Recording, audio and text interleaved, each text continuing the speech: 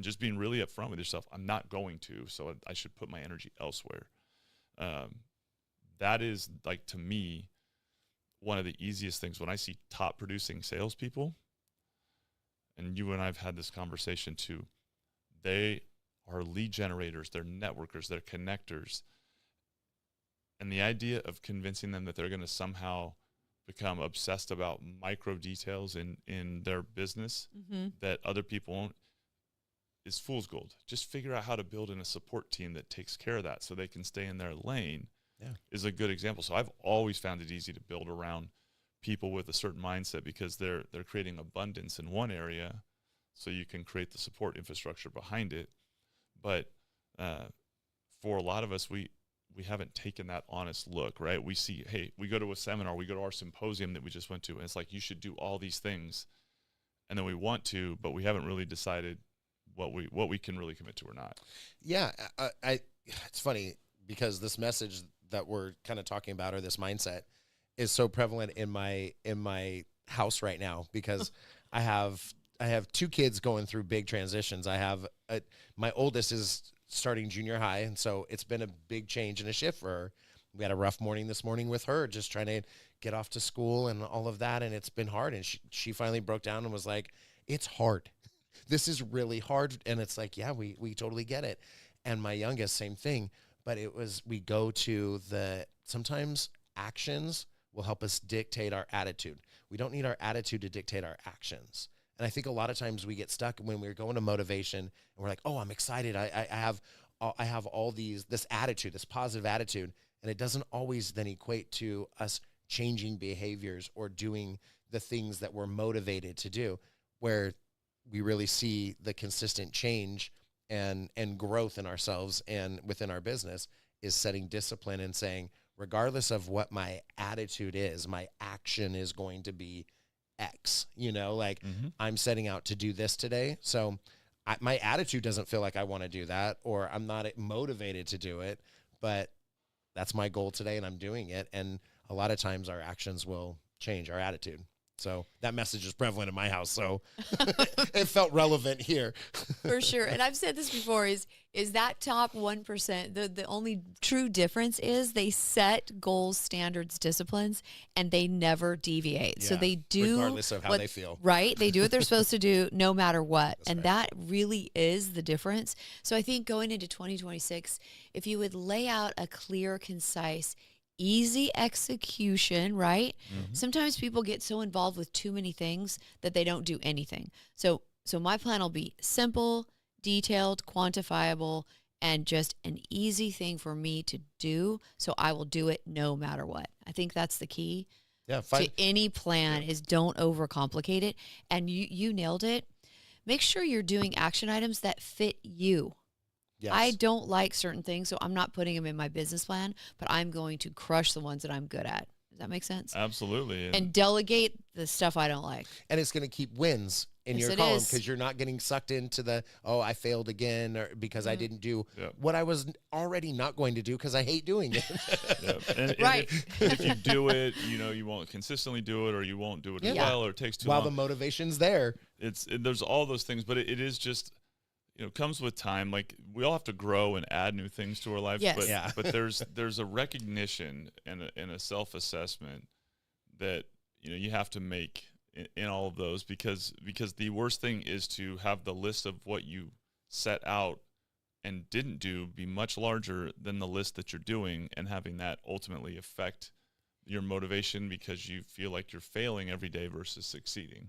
Correct. And I think there also needs to be in your yearly plan a 90-day reset where you really reevaluate what your 90-day plan was and say, okay, this wasn't effective. I'm going to shift it. I'm going to pivot. I'm going to do a little bit more, because that we set goals that don't work and we're like, we got to change that system or that strategy instead of carrying it the whole year. Get rid of it. Switch it up and pivot.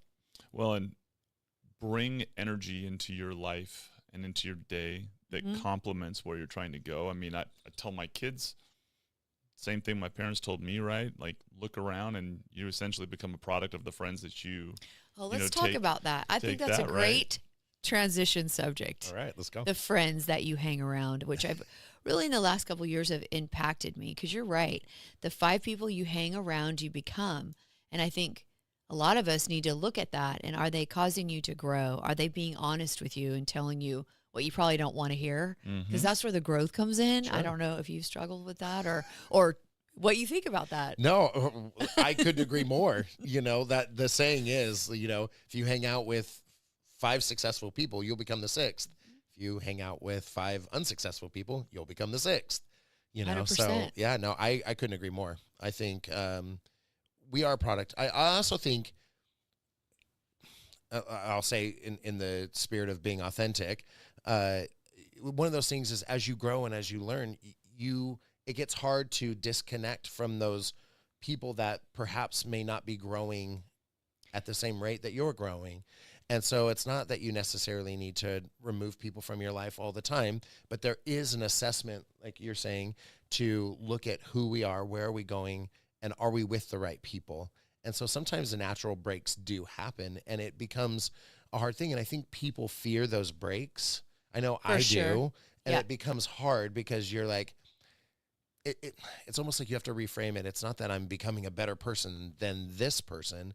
Right. I'm growing and moving to a different space in my life, and this person is staying and remaining, and those natural breaks just happen and occur. And so that's one of the things that becomes hard is as you grow, your friend group, your peer groups change, and that is a unique thing to navigate, because most people don't lean into that piece. You're like, grow. Why does my life look completely different and I don't have all the same people in my life? Well, because you're growing. They need to add value. And I think on the business front, where I personally feel very passionate, strong amount of conviction in the industry that we've all made our careers in. Yeah. There has to be that kind of a dynamic in the people that you partner with. And, there's at times I think the formation of relationships that involve, you do this and I do this and we support the customer, that is of value. But in today's world, especially with what's going on, I want to sit in a room and go, all right, we're all collaboratively strategic partners. We're serving customers together, but the very same things that I'm building out or that we're doing to grow, you're thinking and you bring a different energy and a different value and a different skill set. And so together you start getting these 1 + 1 = 3 relationships. And I don't necessarily think that everyone looks for that because they want to stay safe and familiar. Oh, that's a great call out, actually. That's that's kind of what I was alluding to. On the business front. And I think that's an important thing for salespeople. If you want to grow, you need to be thinking about pursuing and forming relationships with partners, mentors, companies, leaders that have that same ambition, that same goal, and are trying to tackle the same things. If you're not, and you have to come up with all of that energy, that's where I think you sell yourself short. And I truly think if we are getting better or consistently trying to become better, you're going to be uncomfortable a majority of your life, because it's going to become, once you become comfortable, you're finding the other area that you need growth in, and you're going to become uncomfortable. And especially in business, once you hit that 100 million, if that's your goal, that's not the end. Now let's go to 200 million, because we've opened up a whole nother channel or a whole nother aspect or avenue of my business that I didn't know existed because I hadn't hit 100 million yet. Now I've hit it. Now I realize, I enjoy the marketing piece. Now I want to do commercials or whatever. I don't know. I'm just giving some examples. But this idea of constantly being uncomfortable is going to be where growth is taking place, and you're just get used to it. Maybe it's a message. I think I'm maybe it's a get message comfortable being uncomfortable. That's my favorite. I was just saying, get comfortable being uncomfortable.